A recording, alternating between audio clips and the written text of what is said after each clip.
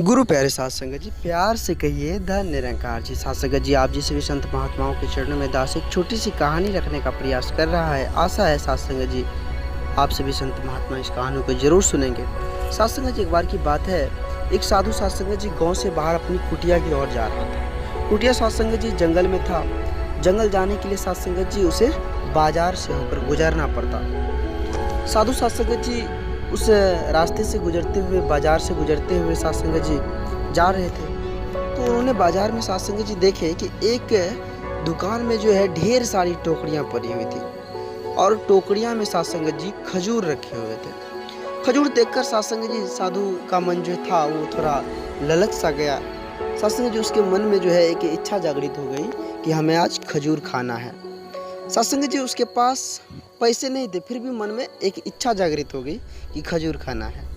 साध संगत जी उसने अपनी इच्छा पर नियंत्रण रखा और सोचा कि अभी पैसा भी नहीं है, अगर अगले दिन पैसा हो जाएंगे, कुछ रुपया हो जाते हैं तो हम फिर से आकर इस खजूर के दुकान पर खजूर खरीद कर खा लेंगे। साध संगत जी वो जो है अपनी इच्छा को नियंत्रित करके कुटिया की ओर चल दिया। कुटिया पहुंचने के बाद साध संगत जी उसके मन में वो खजूर फिर से भटक रहा था। फिर से वो विचार आ रहा था कि हम काश वो खजूर खा लेते। साध संगत जी रात में भी वो ठीक से नहीं सो पाया। वो सोच में था कि वो खजूर हम नहीं खा पाए। अगली सुबह जब वो जगा साध संगत जी तो वो खजूर खाने की इच्छा फिर से जागृत हो गई। अब तो साध संगत जी मन में एक खलबलाहट सा होने लगा कि खजूर खाना ही खाना है। साध संगत जी अब पैसे की व्यवस्था में लग गए। अब पैसे कहाँ से आएगा उस वन में। साध संगत जी उन्होंने अपना एक दिमाग लगाया कि अब पैसे तो इस जंगल में हमें कहीं से मिल नहीं सकता है। तो उन्होंने सूखी लकड़ियां जो है बेचने का, वो इकट्ठा करके बेचने का विचार किया साध संगत जी। और उसने यह सोचकर जो है जंगल में चल पड़ा। सूखी लकड़ियां साध संगत जी इकट्ठा करने लगा। इकट्ठा करने के बाद साध संगत जी उसे गट्टर बनाकर जो है वो कंधे पर लाद कर बाजार की ओर चल पड़ा।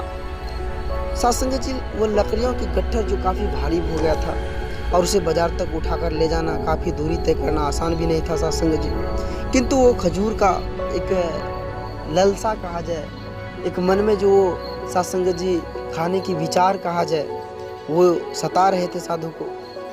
और साध संगत जी उस गट्ठर को, भारी गट्ठर को भी उठाकर वो बाजार ले जाने की कोशिश में लग गया। बहुत दूर चलते चलते साध संगत जी बीच में रुक कर जो है आराम भी करते थे।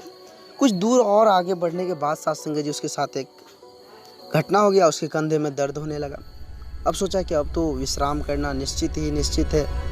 अगर हम विश्राम नहीं करेंगे तो फिर और जो है दर्द कुछ ज़्यादा हो जाएगा, परेशानी और बढ़ जाएगी। साध संगत जी फिर वो विश्राम करने लगे।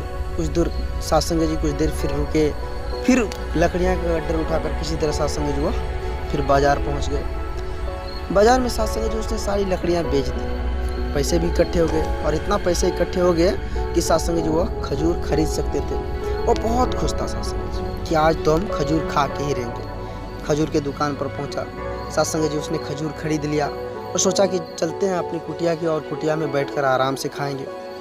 साध संगत जी कुटिया की ओर जाते जाते उनके मन में विचार आया कि अरे वाह, हमने तो बहुत बड़ी गलती कर दी। ये खजूर खाने की इच्छा तो हुई है, हो सकता है कल किसी और वस्तु की इच्छा हो जाए, कभी नए वस्त्र की इच्छा जाग जाए, कभी अच्छे घर परिवार की, मतलब इच्छा ही है तो कुछ भी हो सकता है।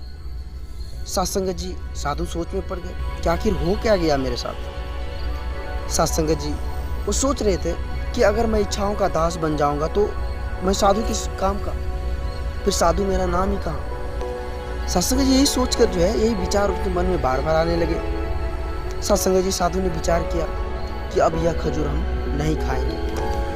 वो जो है खजूर खाने के विचार को साध संगत जी त्याग दिया। अब सोच रहा था कि खजूर हम किसको दें। तो साध संगत जी उसी समय जो है उसके पास से एक गरीब व्यक्ति गुजर रहा था। तो साधु ने साध संगत जी उसको बुलाया और बोले कि ठीक है, ये तुम खजूर है, इसमें इसे तुम ले जाओ। साध संगत जी एक साधु की इच्छा देखी कि उनके मन में वो सोच किस तरह जागृत हुआ कि अपनी इच्छाओं को किस तरह वश में कर लिया। इच्छाओं का दास बनने से साध संगत जी किस प्रकार बच लिया, अपने आप को बचा लिया।